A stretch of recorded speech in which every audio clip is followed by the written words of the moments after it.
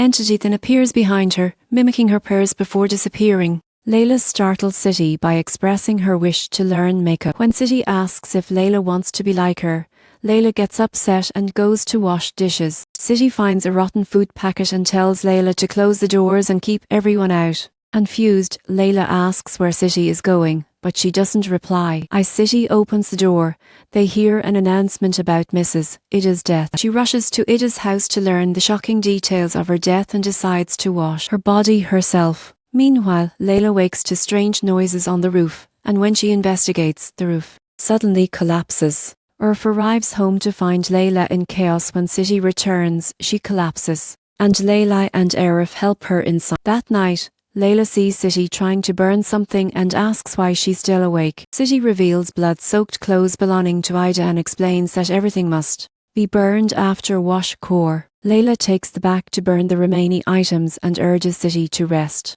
Upon entering, City is horrified by her reflection in the mirror. Later, Layla lies on the bed, but when City asks if she locked the door, Layla doesn't respond. City turns around and is shocked to find Layla missing. Layla then returns and lies down next to City, who apologizes for feeling responsible for. Layla struggles, explaining that everyone has their role in life before turning away to sleep. Bring the night. City hears strange noises and is terrified by a demonic shadow approaching her. Before she can react, the entity chokes and kills. The next morning, Layla wakes up to find her mother dead beside her, and her screams bring Arif in, who is equally shocked by their mother's lifeless body. Villagers soon gather at their houses. Tuti suggests washing City's body, and Anna advises against delay. Inside, the chief asks Arif how their mother died. Arif explains to him that Layla said it was a hemorrhage since there were no wounds and no signs of anyone entering the room. As Layla prepares to wash her mother's body, she is horrified to see City's open. She urges her mother to accept her death and asks for permission to wash her. Layla closes her mother's eyes and shuts her own, remembering her after a moment.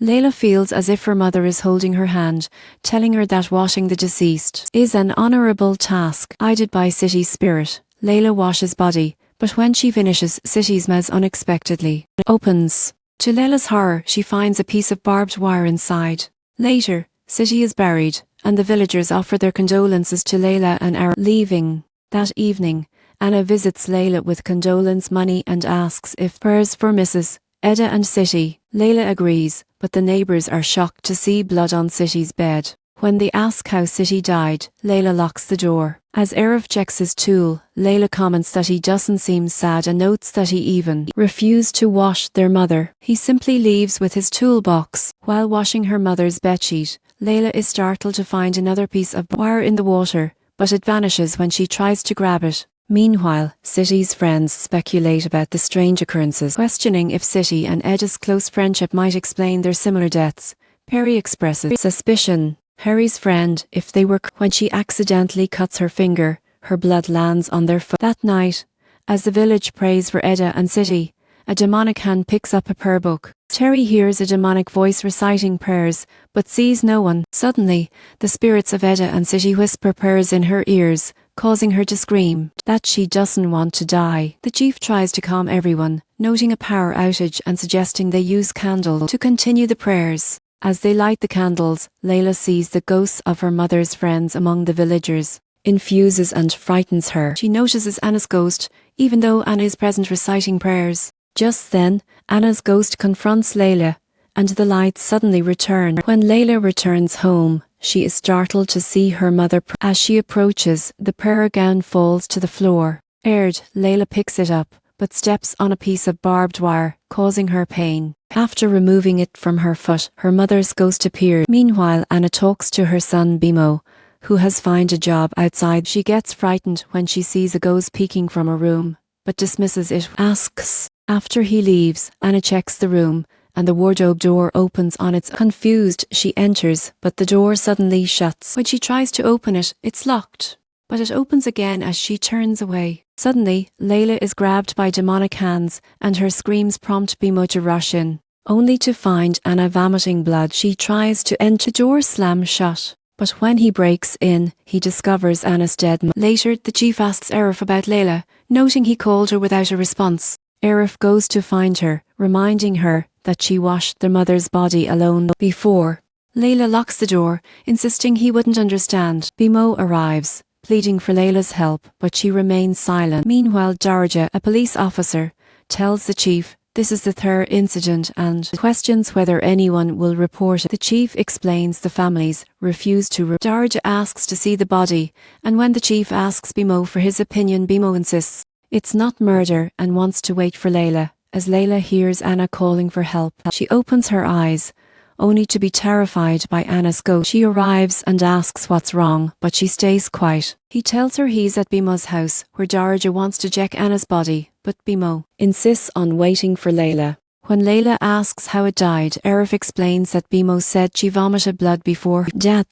Bimo's house, she checks Anna's mouth for barbed wire, but finds nothing. She starts washing Anna's body. Anna suddenly sits up and taps her stomach. Layla discovers a piece of barbed wire protruding from Anna's stomach and, terrified, pulls it out, causing Anna's corpse to collapse onto her. Shocked to see Anna's eyes open, Layla tries to close them, but they keep reopening, and Anna grabs her hand, asking for help. Later, as Anna's body is prepared for burial, the chief tells Tari that Darja wants to ask her question. He asks if she had any issues with Anna, but Tari insists she wasn't close to her and doesn't want to discuss it. The next day, as Bimo prepares to move, he tells Layla he saw something strange. Before her mother died, she called out the name Noor. He shows her childhood photos from a trip to the botanical garden and points out Noor. Layla asks where Noor is now, and Bimo explains that she left the village long ago, hinting at a past incident involving his late father and other husbands. Later, Tari approaches Layla, suggesting the deaths of Anna, Ida, and their mother are suspicious.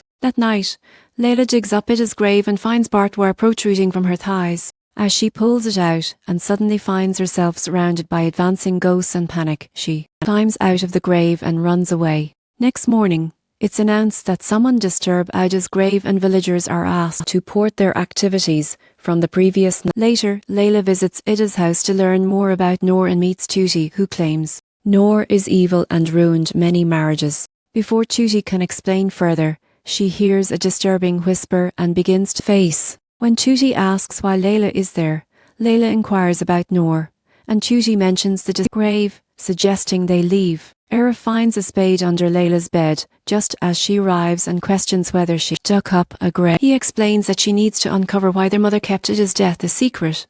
Although Arif suggests involving the police, Layla insists it's not their role, showing him the barbed wire she found in their mother's mouth and the other corpses, implying a curse. They then see Terry running away. Later she tells a woman that Ida, City, and Anna died from a curse. This news spreads, prompting villagers to approach the chief, who advises them to stay calm that night. Layla confronts Terry about her rumours regarding Noor. Terry defends herself, but Dryad intervenes, suggesting they report their concerns to him. When Layla questions what the police can do, Dryad reveals that Noor is dead and invites Layla to consult him instead of acting recklessly. After Dryad leaves, Layla confronts Terry again. But to her shock, Terry speaks in a demonic voice as the door slams shut. Possessed, Terry begs for help, and she was accused of stealing husband. Layla realizes that Terry is possessed by Noor's spirit, which shows her how the village women treated Noor. Noor insists she's innocent, but Layla harshly tells her she deserves to die and demands that she leave. Eventually, Noor exits Terry's body.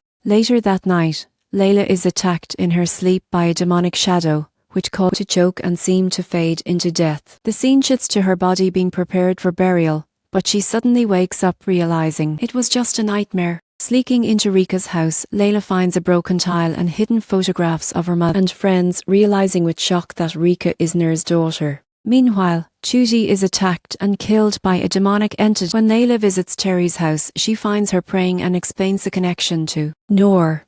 Who her Noor's ghost appears as City and her friends, showing Layla their conversation, where they accuse Noor of seducing husbands. Just then, Layla learns that Tuti has died, and Noor insists they should not blame her for their sins. Layla then goes to wash Tuti's body and finds barbed wire in her eyes as she tries to remove it. She suddenly wakes up and sits up. Horrified, Layla watches barbed wire crawl into Tuti's arm and emerge from her mouth. Layla pulls it out, and at that moment, the ghosts of her mother and friends appear, pleading for help.